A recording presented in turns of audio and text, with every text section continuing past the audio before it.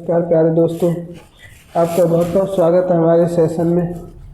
और जैसा कि आप जानते हैं, हम स्पोर्ट ट्रेनिंग के बारे में डिटेल से चर्चा कर रहे हैं और वन बाय वन करके इसके कंपोनेंट्स ऑफ स्पोर्ट ट्रेनिंग को सीख रहे हैं। इससे पहले हमने स्ट्रेंथ के बारे में सीख लिया है और एंडोरेंस के बारे में भी चर्चा कर ली है। अब हम आज के इस सेशन में स्पीड के बारे में चर्चा करते हैं। स्पीड क्या है? स्पीड क्या है? अगर पूछा जाए आपसे स्पीड का अर्थ क्या है, तो कम से कम समय में, कम से कम संभावित समय में अधिकतम दूरी को तय करना गति कहलाता है। कम से कम समय में, ठीक है, कम से कम समय में एक स्थान से दूसरे स्थान तक जाने की योग्यता गति कहलाती है। यह कम से कम समय में अधिकतम दूरी को तय करना गति कहलाता है। और स्पोर्ट ट्रेनिंग में अगर बात करें तो दो तरह से परिभाषित किया जाता है।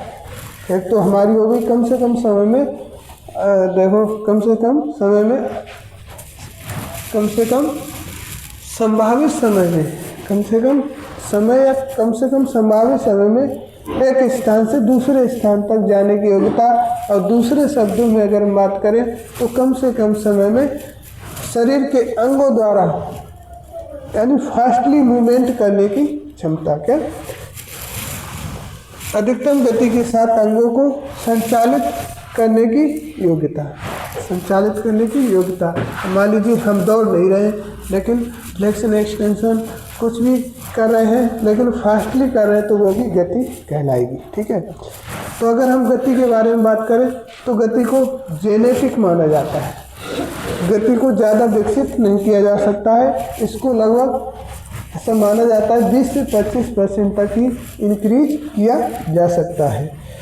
20 से 25% तक ही इंक्रीज किया जा सकता है। इसके बाद हम बात करते हैं गति के प्रकार और गति को विकसित करने की विधियों के बारे में।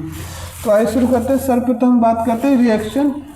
ये गति के प्रकार है, कितने प्रकार की गतियाँ होती हैं और इनको विकसित करके हम एक श्रेष्ठ धावक बन सकते हैं। और उसके लिए सर्वाधिक जो इम्पोर्टेंट होता है वो होता है फाइबर। क्या? फाइबर। गति जो है कई चीज़ों पर निर्भर करती है। गति कई चीज़ों पर निर्भर करती है, जैसे फाइबर हो गया और जेनेटिक। क्या? जेनेटिक। ठीक है। और इसके बाद ट्रेनिंग खाली प्रशिक्षण द्वारा खाली 20% इसे विकसित किया जा सकता है। सबसे ज़्यादा मोस्ट इम्पोर्टेंट डिपेंड करती है फाइबर पर। और जिसके पास फास्ट ट्विच फाइबर होंगे, क्या? फास्ट ट्विच फाइबर होंगे, उसके पास गति की क्षमता भी अधिक होगी। और जेनेटिक जिसके माता पिता क्या बाय पेरेंट्स, क्या बाय पेरेंट्स जिसके माता पिता स्प्रिंटर रहे होंगे, रेसर रहे होंगे, तो देखा जाता है कि उसकी जो संतान है वो भी क्या होती है, गति स्प्रिंटर या जो रेसर बनती है। इसके बाद ट्रेनिंग दोस्तों यहाँ सिर्फ 20% ही महत्व रखती है। ट्रेनिंग केवल 20% ही महत्व रखती है। इसलिए गति जो है पूर्णतः किस पर निर्भर है? जेनेटिक और फाइबर पर। क्या? आपके पास कैसे फाइबर है। ठीक है, आगे बात करते हैं रिएक्शन। गति के प्रकार। तो इसमें हमें याद रखना है रिसा RSAL स्पीड एंडुरेंस, रिसालो स्पीड एंडुरेंस। ठीक है, इससे याद रख सकते हैं आप। और रिएक्शनेबिलिटी क्या होती है? रिएक्शनेबिलिटी क्या होती है? किसी संकेत या ध्वनि के प्रति कम से कम समय में क्या मूवमेंट करने की योग्यता। किसी ध्वनि या संकेत के प्रति कम से कम समय में मूवमेंट्स यानी हलचल करने की योग्यता क्या कहलाती है? हमारी रिएक्शन एबिलिटी कहलाती है। और ये दो प्रकार की होती है। रिएक्शन एबिलिटी जो होती है हमारी दो प्रकार की होती है। एक तो होती है सिंपल रिएक्शन और दूसरी होती है कॉम्प्लेक्स रिएक्शन। सिंपल रिएक्शन कौन सी होती है? सिंपल रिएक्शन प्री प्लान्ड होती है। क्या? प्री प्लान होती है। इसमें आपको पहले से ही बता दिया जाएगा कि आप इस ध्वनि के या इस संकेत पर आप ऐसे या मूवमेंट्स करेंगे या दौड़ेंगे, ठीक है। और कम्प्लेक्स जो हमारी रिएक्शन होती है ये नॉट प्री प्लान्ड होती है, उसमें आपको नहीं बताया जाता कि किस समय कौन सा मूवमेंट करना है। दौड़ते दौड़ते अचानक आपके सामने गड्ढा आ गया, कोई हर्डल्स आ गई, उसको आप अपनी शारीरिक क्षमता के आधार पर उसे आप कंट्रोल करेंगे। इसको कम्प्लेक्स रिएक्शन भी कहते हैं, ठीक है। ये प्री प्लान होती है, क्या प्री प्लान, और ये नॉट प्री प्लान होती है, क्या नॉट प्री प्लान, ठीक है दोस्तों, नॉट प्री प्लान। अब हम बात करते हैं स्पीड ऑफ मूवमेंट, गतिविधि वेग। अब हम बात करते हैं गतिविधि वेग के बारे में बात करते हैं। गतिविधि वेग क्या है? गतिविधि वेग क्या है? अब हम बात करते हैं स्पीड ऑफ मूवमेंट क्या है। स्पीड ऑफ मूवमेंट की बात करें तो ये किसी गतिविधि को न्यूनतम समय में निष्पादित करने की योग्यता है। ये दो बात क्या, कम से कम समय में, क्या यानी क्विक मूवमेंट, कम से कम समय में किसी मूवमेंट्स को एकदम फिनिश कर लेना। जैसे सीटी बजने पर और एकदम स्टार्ट बोलने पर एकदम स्पीड को यानी रेस को चालू करना, ये हमारा क्विक मूवमेंट होता है जो कई सेकंड में ही खत्म हो जाता है, ठीक है। ये हमारा क्विक मूवमेंट्स होता है। किसी गतिविधि को न्यूनतम समय में निष्पादित करने की योग्यता क्या होती है? हमारी मूवमेंट वेलोसिटी या स्पीड ऑफ मूवमेंट होती है। ये तकनीक विस्फोटक शक्ति, लचीलापन, समन्वय या तालमेल संबंधी क्षमताओं पर निर्भर होती है। ये किस पर निर्भर होती है? विस्फोटक शक्ति पे, और विस्फोटक के साथ साथ आपको ध्यान रखना है इसमें लचीलापन और समन्वय। क्या आपका लचीलापन बढ़िया होगा, लचीलापन और समन्वय बढ़िया होगा तो आप इस स्पीड ऑफ मूवमेंट को अच्छे से परफॉर्म कर पाएंगे। ओके दोस्तों, इसके बाद हमारा है क्या? एक्सीलरेशन रेसेस, इन्हें कहते हैं त्वरण दौड़। क्या त्वरण दौड़? इसमें आपको ध्यान रखना है कि जो मूवमेंट्स होती है उनकी एक्सीलरेशन क्षमता जो होती है 25 मीटर तक ही वो अधिकतम स्पीड को इंक्रीज कर लेती है, और माइंस जो होते हैं वो 40 मीटर तक अपनी अधिकतम स्पीड को इंक्रीज करते हैं। क्या 40 मीटर तक अपनी अधिकतम स्पीड को इंक्रीज। तो इस प्रकार हम देखते हैं कि एक्सीलरेशन क्या है। एक्सीलरेशन होता है दोस्तों जीरो से हीरो बनने की क्षमता। जीरो से हीरो क्या होता है? कम से कम समय में न्यूनतम दूरी से न्यूनतम स्पीड से अधिकतम गति को प्राप्त कर लेना हमारा एक्सीलरेशन योग्यता होती है। कम से कम समय में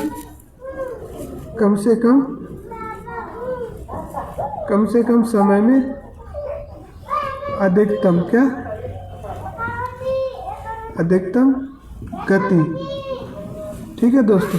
कम से कम समय में अधिकतम गति प्राप्त करने की योग्यता को हम क्या कहते हैं? तो हम कहते हैं उसे एक्सीलरेशन रेसेस। क्या उसे हम कहते हैं? एक्सीलरेशन, ठीक है, एक्सीलरेशन रेसेस, ठीक है। एक्सीलरेशन एबिलिटी बोल सकते हैं, ठीक है। कम से कम समय में अधिकतम गति को प्राप्त करने की योग्यता को हम एक्सीलरेशन एबिलिटी बोलते हैं। और ये महिलाओं में 25 मीटर तक अधिकतम गति को प्राप्त कर लेती है, और पुरुषों में 40 मीटर तक अधिकतम गति प्राप्त करने की योग्यता होती है। महिलाओं का शरीर फ्लेक्सिबल होता है और वो जल्दी से स्पीड को कंट्रोल कर लेती है। इसके बाद हम बात करते हैं लोकोमोटर एबिलिटी, गति का चौथा प्रकार है लोकोमोटर एबिलिटी। ये लोकोमोटर एबिलिटी क्या है? ये किसी एथलीट की वह क्षमता है जो अधिकतम चाल को maximum speed to covered maintain maximum speed to maximum distance. यानी ये इसमें खिलाड़ी जो एथलीट होता है वो अधिकतम दूरी तक अधिकतम गति को बनाए रखता है। यह किसी खिलाड़ी की वह योग्यता है जिसमें खिलाड़ी अधिकतम दूरी तक अधिकतम गति को बनाए रखता है। अधिकतम दूरी तक मैक्सिमम स्पीड टू मैक्सिमम क्या, मैक्सिमम स्पीड मैक्सिमम, ठीक है, ड्यूरेशन यानी दूरी ज़्यादा समय तक, ठीक है, यानी अधिकतम इस गति को अधिकतम दूरी तक बनाए रखता है, या डिस्टेंस लिख सकते हैं आप, मैक्सिमम डिस्टेंस, ठीक है। ये हमारी होती है लोकोमोटर एबिलिटी। इसके बाद हम बात करते हैं स्पीड एंडुरेंस। स्पीड एंडुरेंस क्या है? स्पीड एंडुरेंस किसी एथलीट या खिलाड़ी की वह योग्यता है जो थकान की अवस्था में, क्या एंडुरेंस जुड़ गया, समझो थकान आ गया, ये थकान की अवस्था में क्या करती है? थकान की अवस्था में लंबी दूरी तक गति को बनाए रखने की योग्यता होती है। क्या हमारी स्पीड एंडुरेंस? गति सहनक्षमता उच्च गति पर थकान भरी परिस्थितियों या गतिविधियों में गति करने की योग्यता होती है। जैसा कि आपको बताया गया, गति सहनक्षमता क्या है? ये किसी एथलीट या धावक की वह क्षमता होती है जो थकान की अवस्था में अधिकतम समय तक गति को बनाए रखने की क्षमता होती है। इसमें हम क्या शामिल करते हैं दोस्तों? इसमें हम शामिल करते हैं मैराथन, क्या मैराथन और क्रॉस कंट्री, मैराथन और क्रॉस कंट्री, ठीक है, मैराथन और क्रॉस कंट्री को इसमें शामिल किया जाता है, ठीक है। इसके बाद लोकोमोटर में 100, 200, 400 मीटर की रेसेस को शामिल किया जाता है। 100, 200, 400 मीटर की रेसेस को शामिल किया जाता है। एक्सीलेशन हमने आपको समझा दिया, ये कहाँ यूज होता है? ज़्यादातर हॉकी, फुटबॉल और जिम्नास्टिक में। एक्सीलेशन क्या यूज होता है हमारा? हॉकी, फुटबॉल जैसे गेमों में ये यूज होता है। कैसे? जैसे हमने अपनी कंट्रोल में बॉल ली और पूरी एक्सीलेशन के साथ हमने उसे गोल करने का प्रयास किया, ठीक है, ये हमारा इसमें यूज होता है, ठीक है। और इसके बाद हम बात करें कौन, ठीक है, एक्सीलेशन हो गया और मूवमेंट्स हो गया, ठीक है। मूवमेंट्स की बात करें तो ये विस्फोटक, बॉक्सिंग, कुश्ती, फेंकने, कूदने, क्या स्पीड ऑफ मूवमेंट्स की बात करें तो ये आपने लिख लिया होगा किसमें? बॉक्सिंग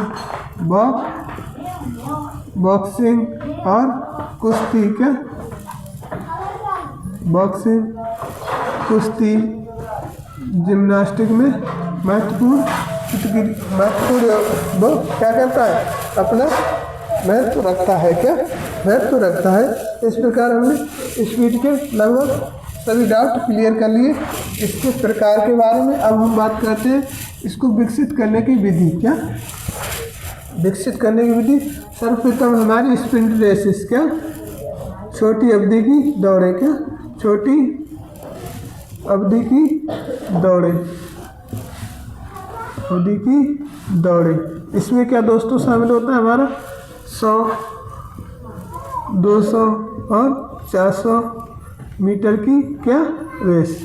इसमें 100, 200, 400 मीटर की रेसेस को अगर किसी की स्पीड को विकसित करना है तो उसे स्प्रिंट रेसेस का अभ्यास करना पड़ता है, स्प्रिंट रेसेस का अभ्यास करना पड़ता है।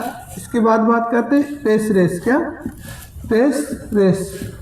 इसे एक समान दूरी वाली दौड़ भी कहा जाता है। इसे एक समान दूरी, एक समान चाल वाली, क्या एक समान चाल वाली दौड़ भी इसे कहा जाता है, जिसमें मुख्य रूप से 800 मीटर रेस शामिल होती है। इसका अभ्यास करने से दोस्तों स्पीड को इंक्रीज किया जा सकता है।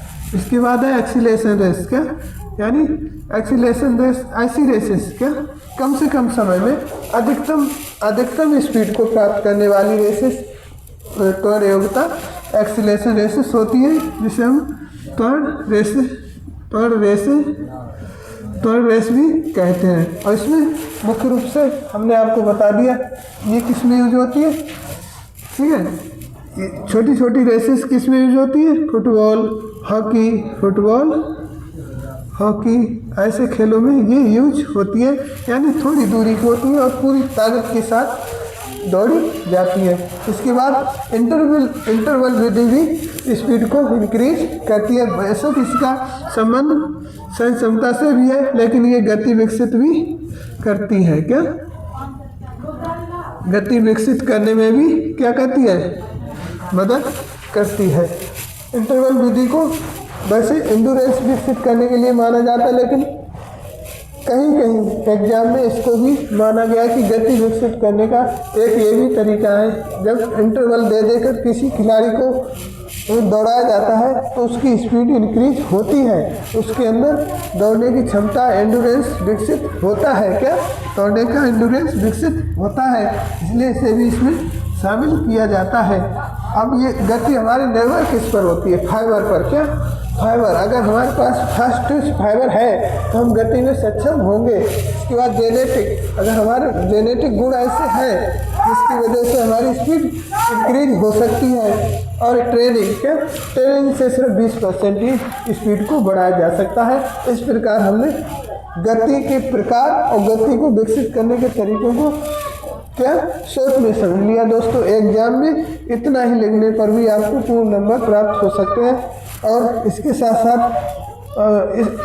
उम्मीद करते हैं आपको अब कोई डाउट नहीं रहेगा स्पीड में। ठीक है, अब आपसे बस इतना ही निवेदन है कि अब हमारे चैनल को सब्सक्राइब करेंगे, यानी हमारा सहयोग करेंगे और चैनल को सब्सक्राइब करें और वीडियो को लाइक जरूर करें, जिससे हमारा मनोबल बढ़ता है और आने वाले समय में हम आपको अच्छे से अच्छा कंटेंट प्रदान कर सकें। जय हिंद, जय